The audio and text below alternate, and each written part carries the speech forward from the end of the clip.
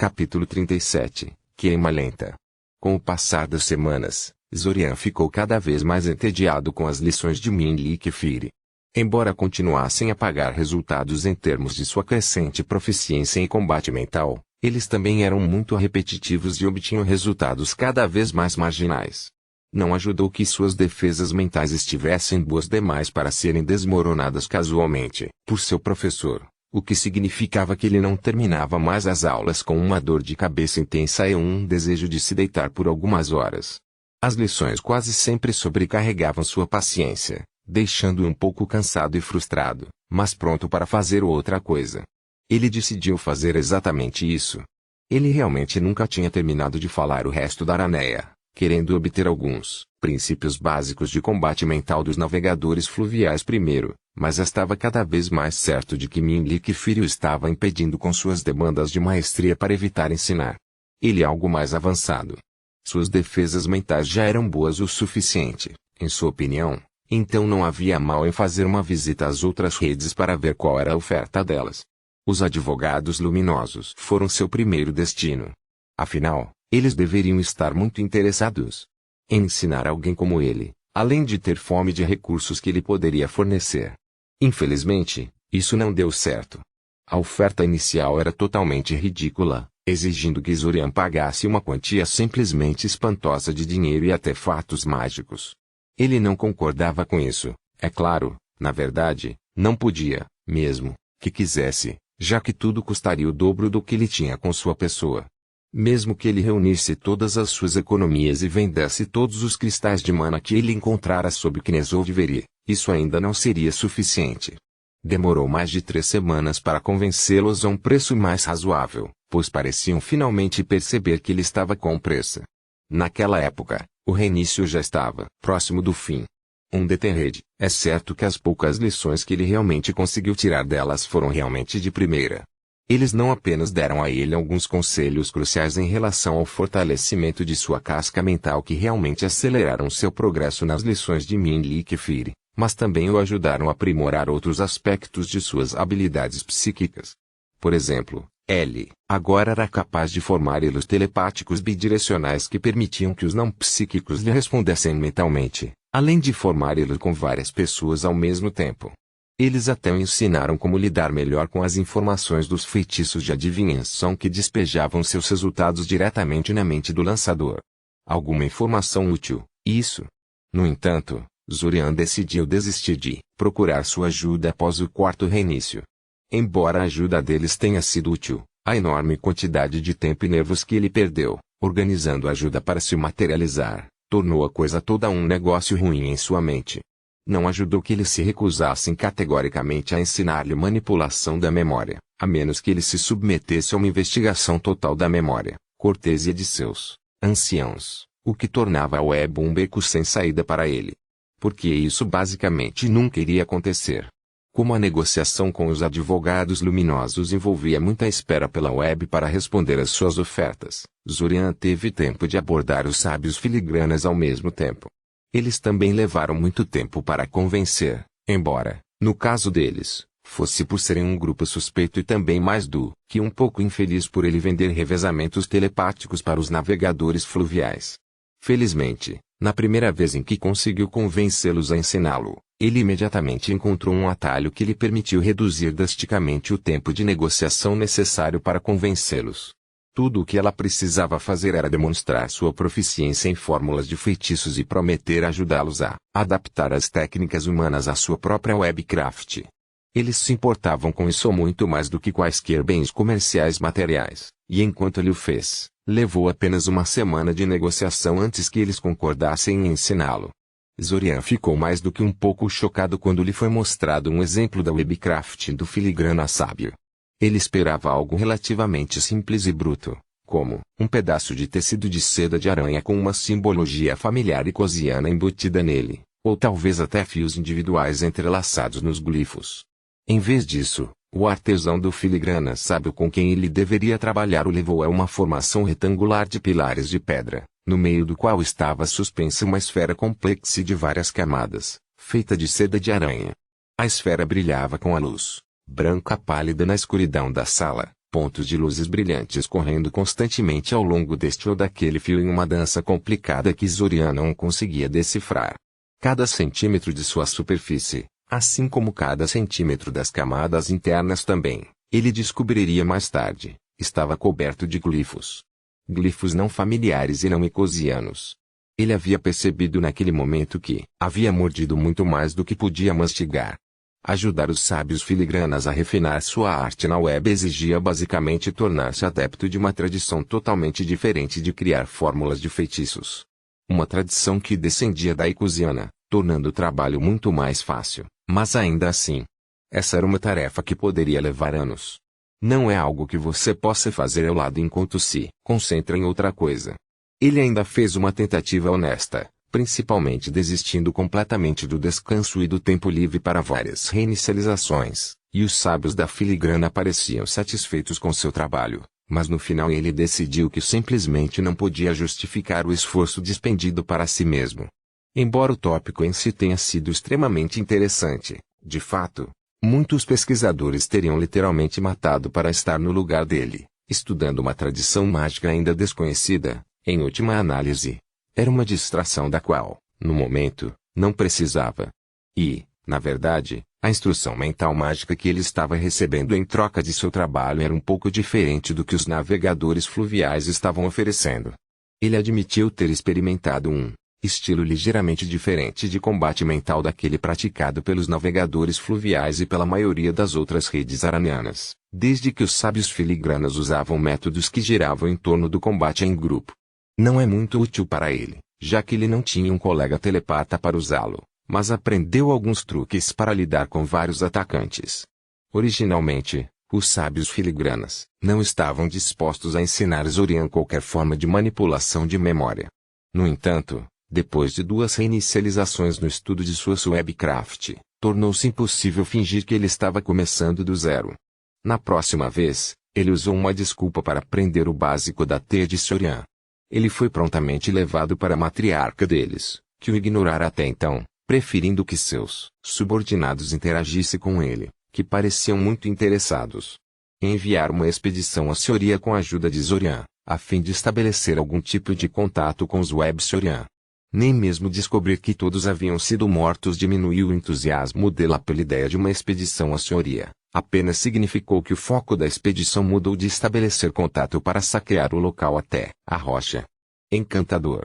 Independentemente, em troca de transportar a expedição para Soria, protegendo-os de quaisquer ameaças e transportando-os de volta, Zorian foi prometido praticamente qualquer coisa, realmente. Até a manipulação de memória estava sobre a mesa. Além do fato de que concordar com tal coisa exigiria que Zorian voltasse a Soria, e o fato de que ele estaria ajudando um grupo de Aranea a saquear os restos de seus amigos, havia pouco problema dele não ter certeza de que a Web Sorian realmente usou qualquer Webcraft. Ele suspeitava que sim, e muitas das coisas que a matriarca havia mencionado em suas histórias e comentários indiretos pareciam indicar isso em retrospecto, mas ele não estava realmente certo. Foi apenas uma desculpa que ele inventou para explicar seu conhecimento inexplicável.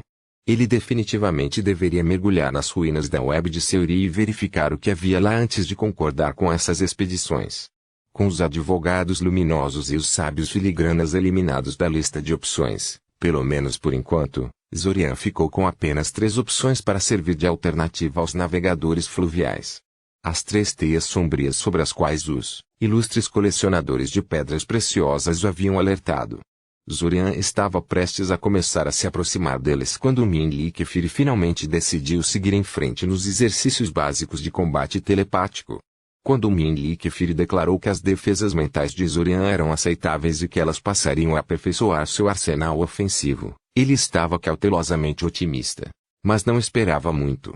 O treino provavelmente se tornaria menos doloroso, já que Minli Kefiri estaria recebendo os ataques desta vez, mas ele realmente não achou que seus ataques seriam muito eficazes.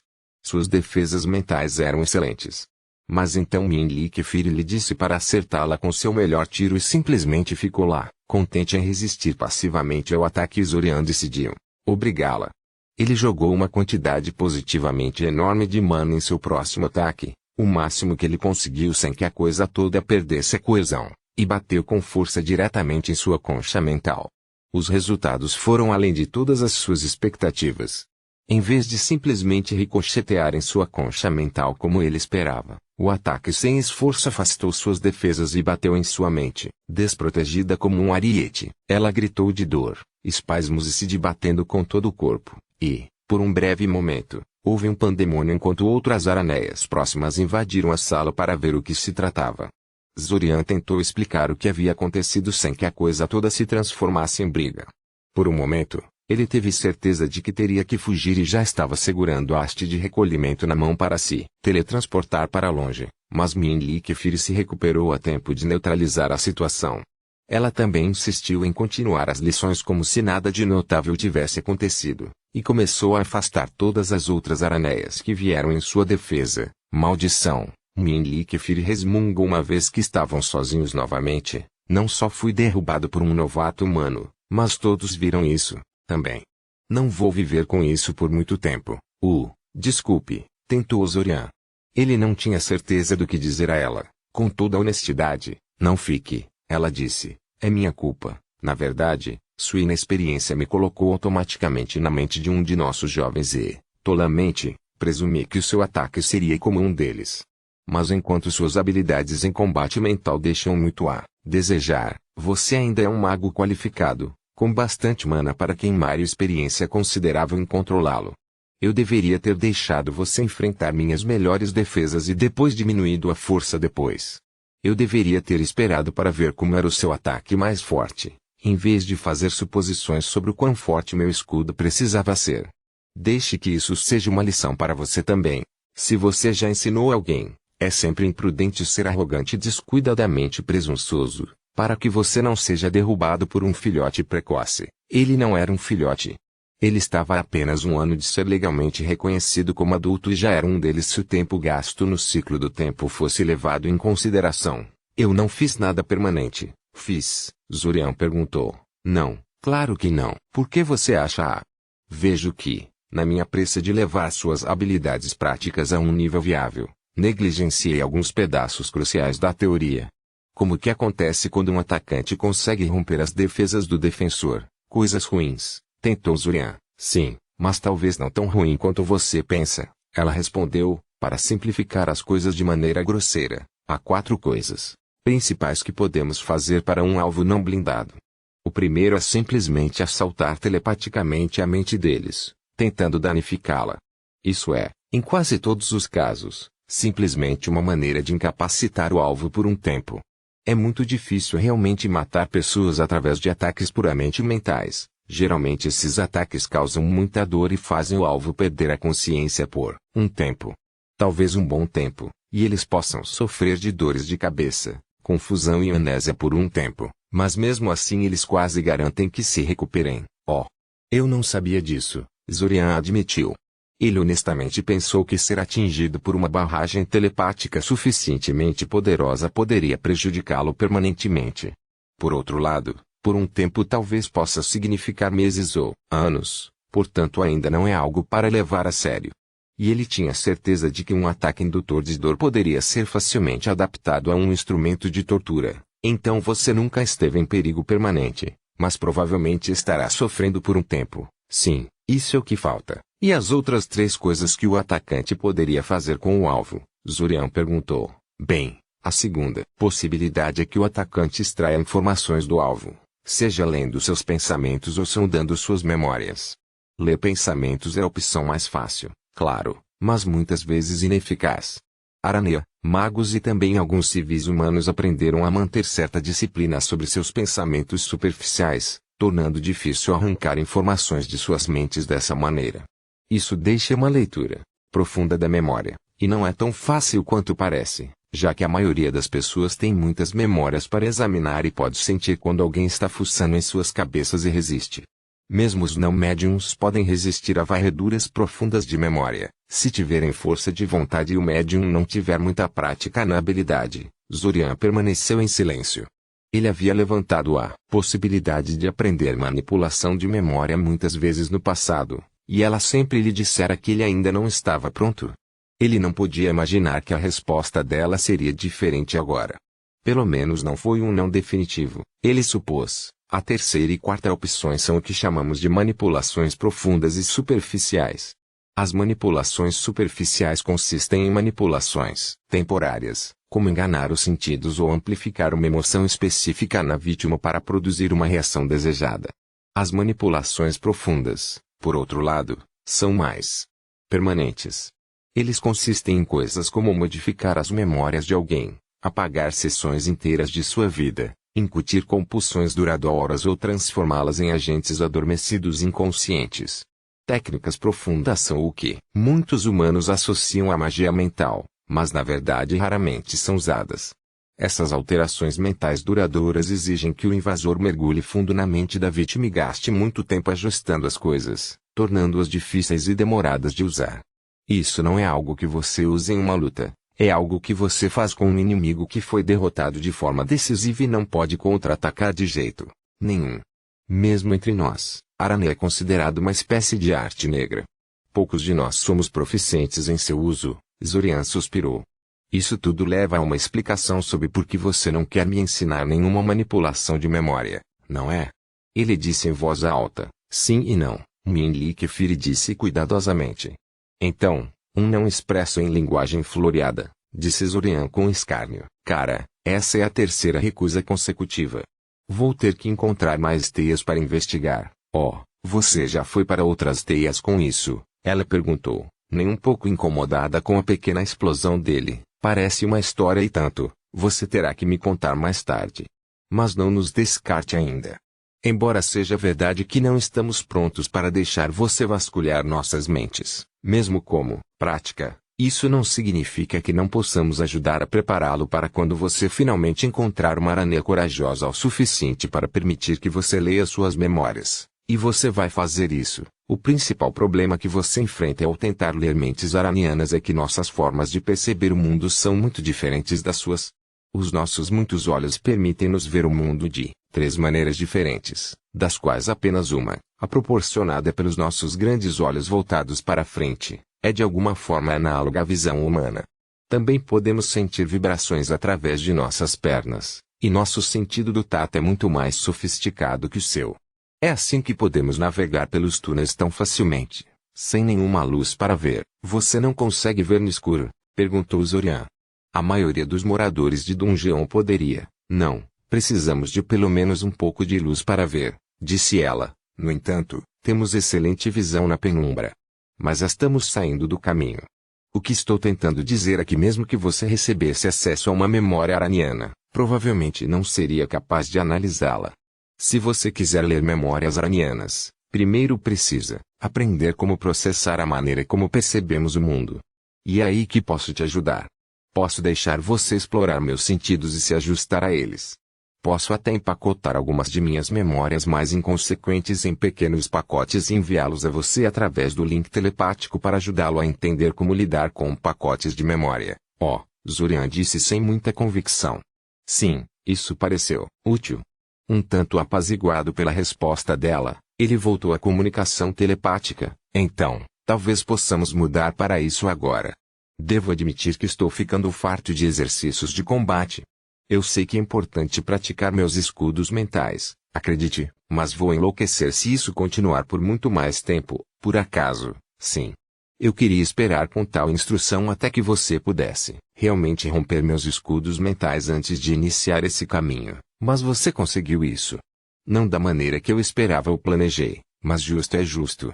Começaremos com manipulações superficiais, já que você precisará de alguma proficiência com elas antes de poder acessar os sentidos de alguém. Quanto seus outros professores aranianos lhe contaram sobre eles? Muito pouco, além do fato de que eles existem, Zorian disse, mas as manipulações de superfície são basicamente controle da mente, certo? Nós cobrimos isso na minha academia de magos. Apenas teoricamente, com ênfase na identificação do tipo de controle mental e como combatê-lo, mas ainda assim, resuma essas lições para mim, por favor, ordenou Minli Kefiri. Gostaria de ver com o que estou trabalhando, com um aceno de mãos. Zorian criou um diagrama geométrico brilhante que era informalmente conhecido como retângulo de controle da mente entre os alunos e cujo nome oficial escapou de Zorian no início. Momento. Era algo muito loquaz e complicado para o que eram basicamente 4 palavras organizadas em uma grade simples de 2 por 2, um retângulo dividido em 4 menores, cada um dos 4 principais, métodos de manipulação de pessoas através da magia mental com seu próprio canto. Dominação, marionetes de sugestão, ilusão, bonito, mente como fogo, inexpressivo, mas devo confessar que nunca aprendi a ler escrita humana, então você terá que me explicar o que isso significa. Ah, certo. Ele às vezes esquecia que, apesar de toda a interação entre Aranea e humanos, eles ainda eram seres alienígenas com uma cultura completamente diferente. Os icosianos possuem uma reverência quase religiosa pela palavra escrita e espalharam a alfabetização em todos os lugares que haviam caído sob seu domínio, de modo que a alfabetização era quase universal em lugares do que outrora governaram. A alfabetização universal provavelmente também tornou muito mais fácil treinar o maior número possível de pessoas em magos, proporcionando assim benefícios tangíveis para a política. Os Aranea, por outro lado, não tinham essa tradição e, de qualquer forma, provavelmente não conseguiam usar a escrita no estilo humano de maneira eficaz. Ele sabia que a teia soriana tinha vários Aranea que podiam ler e escrever, mas a maioria dos Aranea provavelmente não precisava dominar tais habilidades. Dominação e sugestão representam feitiços que impõem a vontade do lançador ao alvo, disse Zorian, apontando para a linha superior do retângulo. Os feitiços de dominação envolvem o lançador ordenando abertamente ao alvo que faça algo e obrigando-o a fazê-lo contra a sua vontade. A sugestão tenta apresentar a ordem como algo que o alvo deseja por conta própria. Eles são baseados na vontade e na situação, dependendo do tipo de pessoa em quem você lança tais feitiços e das circunstâncias em que se encontram. Pode ser completamente impossível afetá-los com esse tipo de magia mental. A maioria das pessoas resistirá às ordens de matar a si mesmas ou a seus entes queridos, por exemplo, e é quase impossível convencer um soldado patrulhando que você não é a pessoa que eles estão procurando se eles tivessem recebido sua foto ou alguém o tivesse escolhido. Ele apontou para a linha inferior do retângulo. Marionetes e ilusões, por outro lado, não são diretamente afetadas pela personalidade e circunstâncias do alvo. A marioneteria usurpa totalmente o controle do alvo sobre seu corpo e o pilota como uma marionete.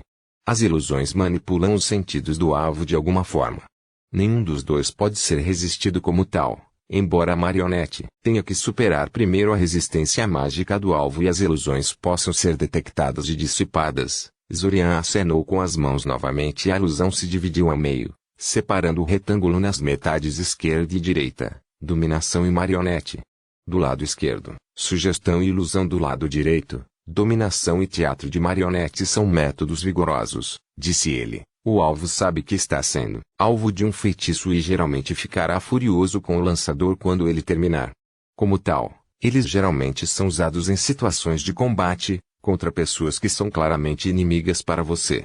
Sugestão e ilusão são métodos sutis. O alvo não percebe automaticamente que foi afetado e, na verdade, o objetivo é que ele permaneça inconsciente pelo maior tempo possível. Eles geralmente são usados para fins criminosos e de espionagem, feitiços de compulsão na parte superior, feitiços de sequestro na parte inferior, feitiços fortes à esquerda e feitiços sutis à direita. Sim, ele cobriu tudo. Ele deixou a ilusão evaporar em fumaça e se acomodou para esperar pela resposta de Mindy Kefir. Uma colapso interessante, disse ela, tem uma espécie de beleza simplista. Vou ter que me lembrar disso. A realidade é muito mais complexa e menos definida. Mas falaremos disso mais tarde, quando for realmente relevante. Nunca gostei muito de gastar tempo com teoria, verdade seja dita. Já perdemos muito tempo com isso hoje e gostaria de começar algo produtivo. A lição resultante foi excepcionalmente dolorosa, lembrando Zorian de suas lições iniciais com ela, várias reinicializações no passado, atrás. E, apesar de sua insistência, ela não estava sendo mais dura com ele do que com qualquer outro aluno. Zorian sabia a súbita ferocidade de suas lições eram sua vingança por pegá-la desprevenida. Pelo lado positivo, ela se acalmou depois de uma semana disso. No lado menos positivo, ele teria que irritá-la assim em todas as reinicializações subsequentes também. Então ele estava olhando para uma semana de dores de cabeça dolorosas no início de cada reinicialização. Às vezes você simplesmente não podia vencer. Como se viu, A afirmação de Mindlik-Firi sobre ele ser incapaz de entender os sentidos araneanos acabou por ser não apenas correta, mas um vasto eufemismo. Mesmo depois de um mês inteiro de prática, ele não conseguia fazer cara ou coroa de sentidos araneanos. Mesmo tentando limitar seu toque sensorial à visão deles, o deixava tonto e confuso, e quanto menos se dissesse sobre o toque, melhor. Eles tinham um senso de gosto rudimentar nos pelos das pernas. Eles provaram o chão em que pisaram. Porque, pelo amor de tudo que era santo, uma espécie precisaria ter uma habilidade como essa. Também colocou o hábito da novidade de tocar em tudo, inclusive ele, sob uma luz totalmente nova e perturbadora. Não que ele não tenha aprendido nada durante o mês inteiro. Mindlik-Firi conseguiu ensiná-lo a afetar as mentes dos outros de maneiras menores. Alguns deles, como a capacidade de induzir espasmos e falhas nos membros, ele já sabia como produzir, mas não com muita consistência antes de ser ensinado sobre a maneira correta de sequestrar o sistema nervoso de outras pessoas. Outros, como induzir paralisia de corpo inteiro, amortecer levemente ou ampliar suas emoções, redirecionar sutilmente sua atenção para longe das coisas ou induzir a falha de um ou mais de seus sentidos, eram totalmente novos para ele. Mas enquanto essas coisas eram todas inquestionavelmente úteis, a total falta de progresso na única coisa que ele realmente tinha que dominar o atingiu com força. No final, ele relutantemente decidiu consultar os luminosos advocates para obter ajuda. Por mais que o incomodassem, provavelmente tinham uma resposta para o problema dele. Ele conseguiu interromper as negociações com eles apenas 2 semanas após o reinício, simplesmente pagando o preço ridículo. Exigia passar dia após dia a explorar os níveis mais baixos da masmorra de Knazov. Deveria vender tudo o que ele havia encontrado lá, mas conseguiu convencê-los a algo meio razoável e depois pagá-los. De acordo com os advogados luminosos, seu principal problema era que ele estava basicamente tentando enfrentar um grande desafio ao mesmo tempo. Por um lado, ele estava tentando explorar os sentidos de outro enquanto ainda mantinha a sua, forçando sua mente a processar diferentes perspectivas ao mesmo tempo. E não, ficar parado com os olhos fechados não era o suficiente para contornar isso. Para lidar com essa questão, os advogados luminosos o ensinaram a transformar suas habilidades mentais para dentro e desligar um ou mais de seus sentidos, deixando apenas o fluxo sensorial externo para sua mente processar. A segunda sugestão foi que ele teve que praticar o toque sensorial em algo mais fácil primeiro. De preferência a seus companheiros humanos, pois seus sentidos eram os mais próximos dos dele, mas alguns dos animais mais semelhantes também podem ser suficientes. Apenas uma vez que ele dominou a arte de explorar os sentidos de seus companheiros humanos, ele deveria tentar algo tão estranho quanto uma araneia. Quando Zorian tentou fazer exatamente isso, tocando nos sentidos de um transeunte aleatório em uma cidade vizinha, ele percebeu que eles estavam completamente corretos. Ele quase caiu de desorientação, apesar de estar apenas explorando os sentidos humanos familiares desta vez.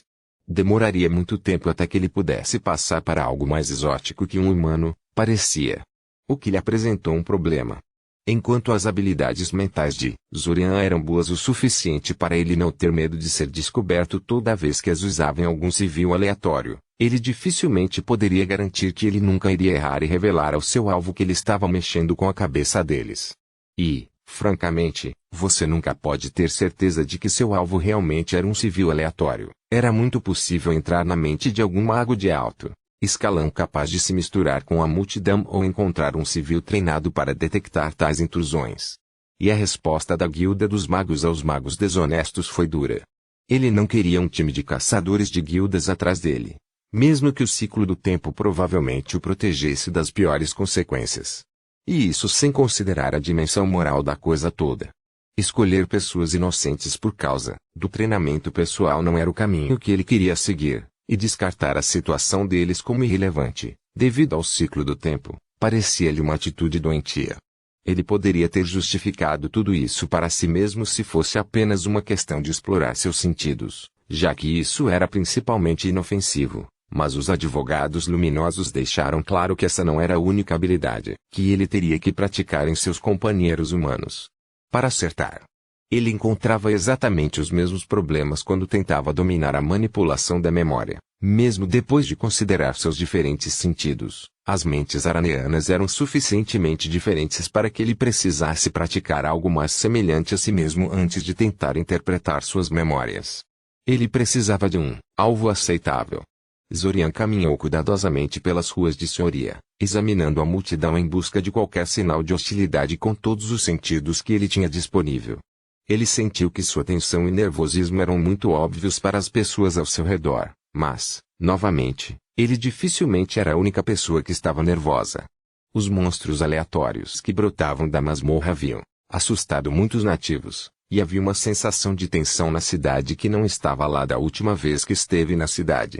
Esta foi sua segunda visita recente a Soria e foi tão tranquila quanto a primeira. Ele até mesmo deliberadamente entrou em alguns becos e partes mais isoladas da cidade para ver se Rehoboam ou um de seus agentes o confrontariam quando ele não visse o público, mas nada disso aconteceu. Ele nem sequer foi confrontado por um bando de homens de aparência grosseira tentando roubar seus pertences, como costumava acontecer nos romances de aventura que ele lia de tempos em tempos. Suspirando, ele torceu o topo da haste de recolhimento pendurada no cinto e foi prontamente teleportado para os arredores da cidade. A localização era totalmente normal, não era habitada e havia sido presa no inferno por várias semanas. Zorian poderia ir e vir como quisesse, mas se a ala ao redor da área detectasse alguém que não aparecesse dentro, ele repetiu a ação 3 vezes em rápida sucessão, lembrando-se de mais 3 pontos semelhantes, caminhou em uma direção aleatória por mais ou menos 1 hora e, finalmente, se teletransportou para seu destino real.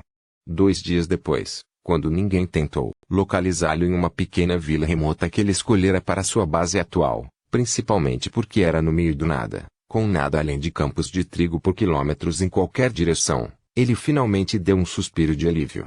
E prontamente começou a planejar sua próxima incursão na cidade. Da próxima vez, ele estava verificando as ruínas da Aranea para ver se o Rehoboam havia colocado algum arame lá para alertá-lo de invasores chegando lá. Quando Zorian teve a ideia de voltar para Soria, ele imediatamente a descartou como loucura. Ele não estava pronto, e agir prematuramente poderia arruinar tudo. No entanto, quanto mais ele pensava sobre isso, mais ele gostava da ideia. Rehoboam claramente não estava mais tentando localizá-lo. Se ele estivesse fazendo isso, Zorian não teria durado tanto tempo quanto ele tinha certeza disso.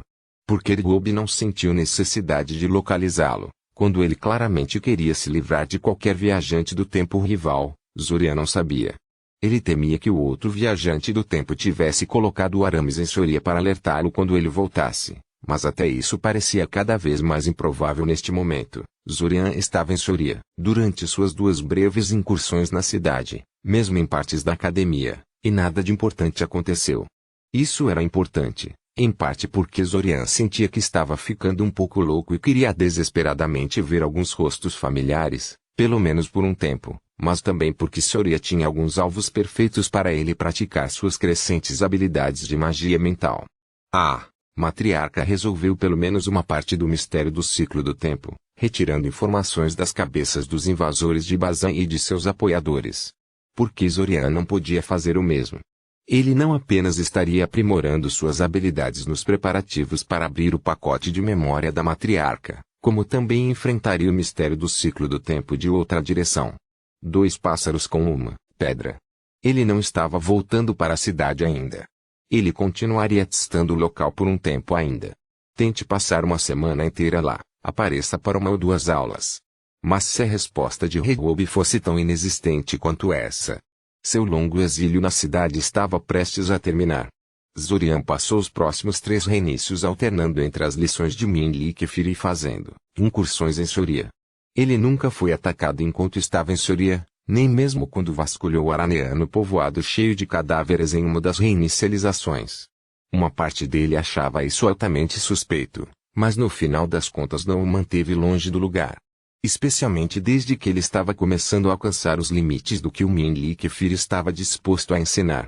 Suas defesas mentais eram excelentes, e sua capacidade de revidar contra mentes hostis também não era motivo para zombar. Até Minli Kefir admitiu que realmente tinha que levá-lo a sério hoje em dia.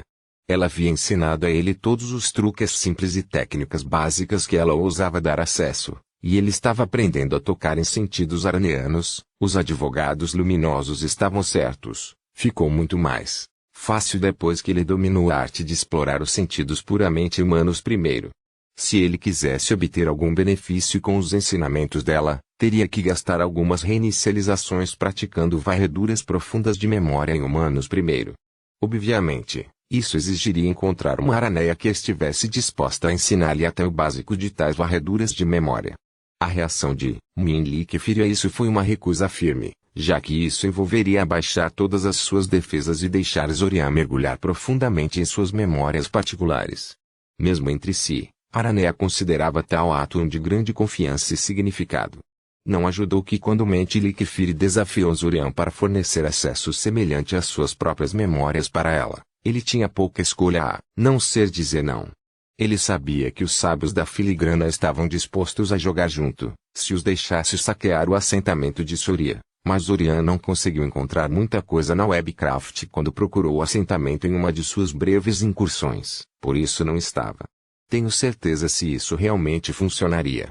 Então, perto do final do último reinício, algo interessante aconteceu. Zorian obteve permissão da Bridge of Moonlight para permanecer no assentamento principal dos navegadores do rio por um tempo depois de ajudá-los a desenterrar uma caverna nova com feitiços de alteração, e estava presente na câmara da matriarca quando um mensageiro dos guardiões da caverna amarela chegou a implorar ajuda à matriarca dos navegadores fluviais.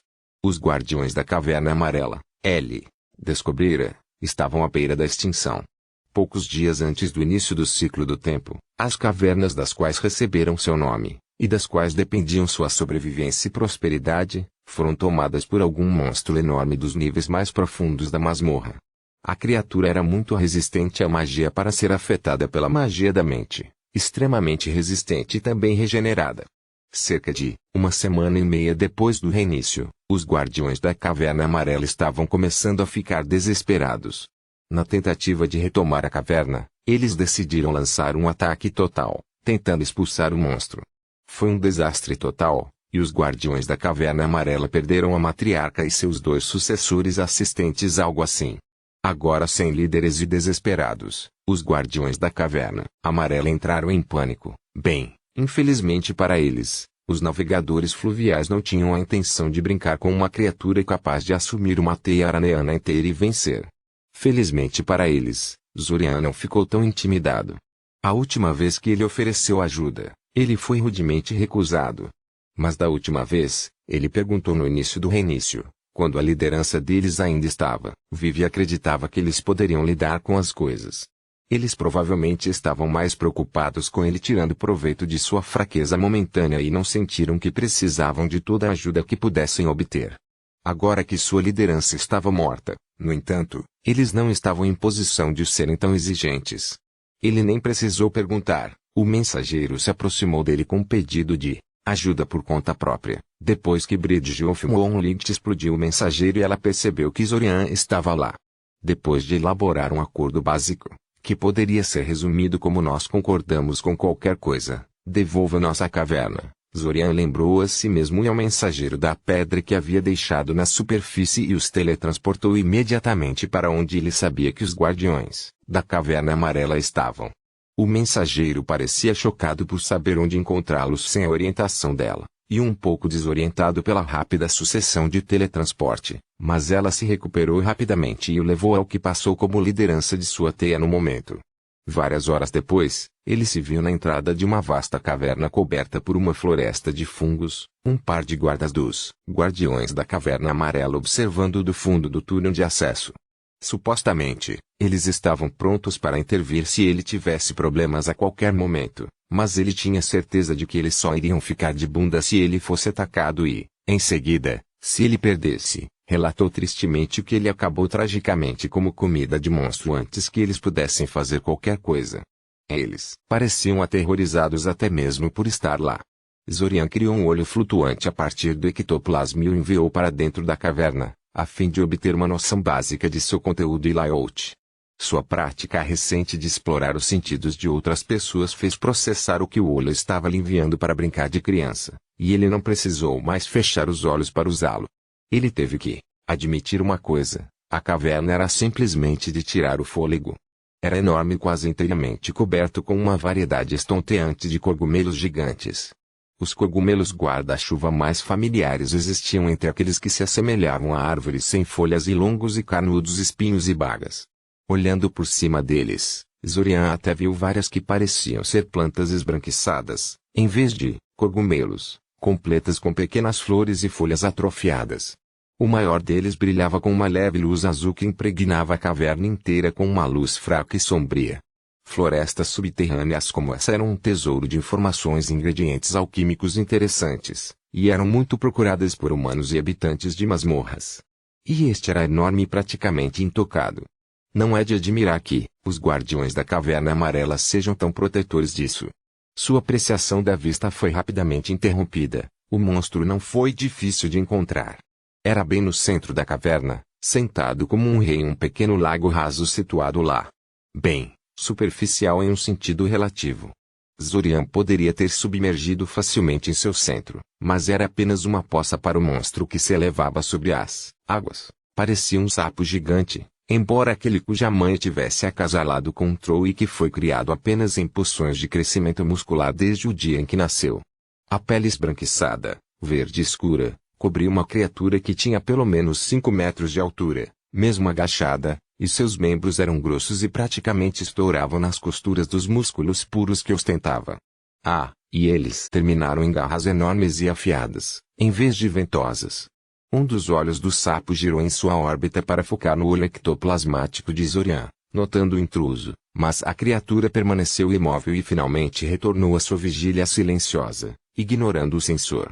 O monstro derrubara todos os fungos que cercavam o lago, provavelmente para ter uma melhor visão de seu novo domínio, e agora estava parado no lago no centro, mudando periodicamente de lugar para poder olhar para as diferentes partes do caverna.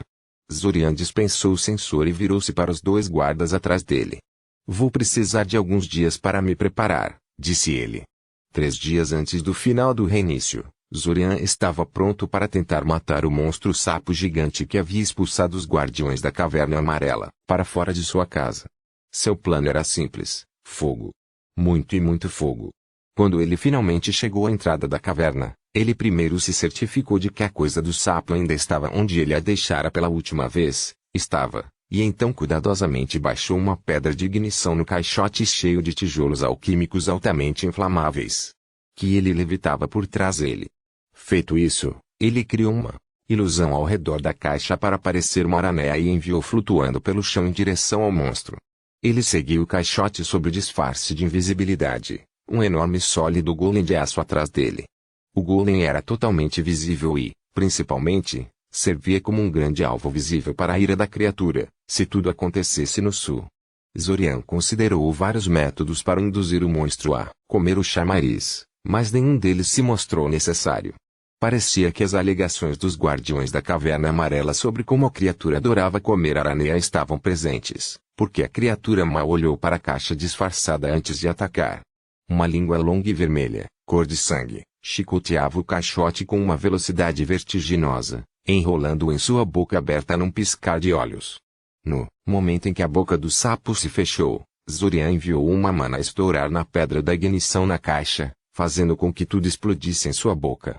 O grito resultante foi possivelmente o som mais perturbador que ele já ouvira em toda a sua vida. Não era um coachá nem nada remotamente parecido com um sapo.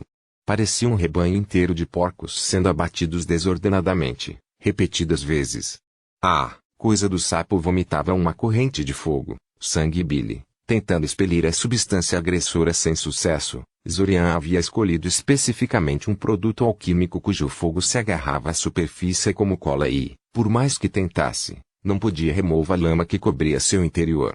Na verdade, sua tentativa de vomitar o complexo só estava piorando as coisas. Teria mais sorte mantendo a boca fechada e tentando matar o fogo do oxigênio. Infelizmente, depois de mais algumas tentativas fúteis, o monstro de repente parou de lutar, notou Zorian e seu golem, e atacou imediatamente em sua direção. Zorian silenciosamente fez um gesto para que seu golem encontrasse a carga da criatura com um dos seus, nem mesmo questionando como a criatura sabia que ele estava lá. Os habitantes de masmorras tinham todos os tipos de habilidades e sentidos ridículos, especialmente os poderosos como esses. Ele enviou uma onda de força aos pés da criatura, conseguindo tropeçar um pouco e permitindo que seu golem batesse com o punho de metal diretamente em seu rosto. Embora muito maior que sua criação, a criatura pareceu momentaneamente atordoada com o golpe e não teve tempo suficiente para se esquivar quando Zorian o atingiu com uma enorme bola de fogo. Irritantemente, ainda não estava morto.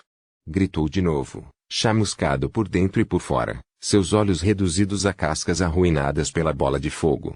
Mas ainda encontrava força suficiente para destruir seu golem, que ele passara anos criando e reforçando, em uma onda de violência. Ele arrancou os 2 braços das órbitas, quebrou o corpo principal ao meio e jogou as peças para longe. Os restos sem braços do tronco superior atingiram o chão não muito longe de Zorian, mas ele permaneceu em silêncio e imóvel, esperando evitar aviso. Teria sido bom dizer que o que se seguiu a seguir foi uma batalha épica em que ele corajosamente avançou para acabar com o monstro de uma vez por todas, mas, na verdade, ele simplesmente evitou o aviso da criatura e esperou enquanto ela se agitava por toda a floresta por um tempo, procurando mais alvos. A perda de sua visão parecia realmente machucá-la, e nem chegou perto de detectar sua localização. Em algum momento, simplesmente parou e tombou, finalmente morto depois de sucumbir aos seus muitos ferimentos. Ainda assim, uma vitória foi uma vitória, não foi? Seus guardas haviam fugido de seus postos em algum momento da batalha, então Zorian caminhou lentamente em direção ao acampamento temporário dos Guardiões da Caverna Amarela para lhes dar as boas notícias. Os 2 Guardiões da Caverna Amarela que vieram verificar se ele estava dizendo a verdade encaravam silenciosamente o cadáver carbonizado do sapo que quase os arruinara. Zorian tentou ser respeitoso e esperar que chegassem a um acordo com o fato de que ele havia conseguido matá-lo, mas depois de 5 minutos ele estava realmente começando a ficar impaciente. Irritado, não era que inacreditável que ele conseguiu com isso, certo? Ele limpou a garganta, finalmente chamando a atenção deles. Sobre o meu pagamento. Ele começou. Os olhos de Zorian abriram abruptamente quando uma forte dor irrompeu de seu estômago. Todo o seu corpo convulsionou, curvando-se contra o objeto que caiu sobre ele, e de repente ele estava bem acordado, sem um traço de sonolência em sua mente. Bom dia, irmão. Uma voz irritantemente alegre soou bem em cima dele. Manhã, manhã, manhã. Zorian suspirou. Ele realmente desejava que nem todas as suas reinicializações começassem dessa maneira. Bom dia para você também. Kiri, disse ele educadamente. Mentes saindo de cima de mim? Ela fingiu pensar sobre isso. Não. Acho que vou ficar assim por um tempo. Isso é lamentável, disse ele brandamente. Você sabe que vai voltar para a academia hoje, certo? Ela perguntou a ele. Como eu poderia esquecer? Ele respondeu. A verdadeira questão é, você quer vir comigo? Os olhos de Kirin se expandiram de forma cômica, como os de um gato particularmente assustado. Realmente? Eu não teria perguntado se não tinha certeza, disse Zorian. 5 minutos depois, Zorian conseguiu distrair uma Kirin em êxtase com um pássaro ilusório e fazê-la parar de tagarelar e começar a arrumar sua bagagem. Ele, por outro lado, estava pronto. Ele havia aprendido o básico da varredura mental profunda desde o último reinício dos Guardiões da Caverna Amarela. Tinha certeza de que simplesmente estar em Soria não era perigoso por si só, e tinha um plano aproximado de onde ir a partir de agora. Era hora de visitar sua antiga academia novamente.